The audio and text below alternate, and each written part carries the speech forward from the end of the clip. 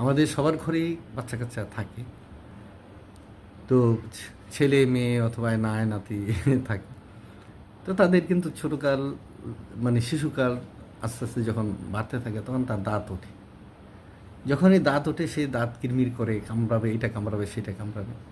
দাঁত ওঠার সময় তার জ্বর হবে, দাঁত ওঠার সময় তার পাতলা পায়খানা হবে, তারপরে সে চিৎকার করবে, মেজাজ গরম করবে, এটা ভাঙবে ওটা ফেলবে।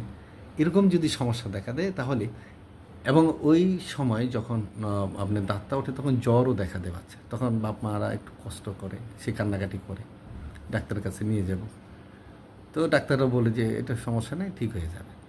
ওই অবস্থায় আপনার ক্যামোমিলা একটা ওষুধ আছে হোমিওপ্যাথি, ক্যামোমিলা এবং বেলাটোনা, দুইটারে 6 পাওয়ার পর্যায়ক্রমে, অর্থাৎ একবার দিবেন ক্যামোমিলা, আবার মানে 2 ঘন্টা পরে দিবেন আপনার বেলাটোনা, আবার পরে দিবেন ক্যামোমিলা, আবার পরে দিবেন বেলাটোনা, এভাবে 3বার করে যদি আপনি খাওয়ান দেখবেন ভালো হয়ে যাবে।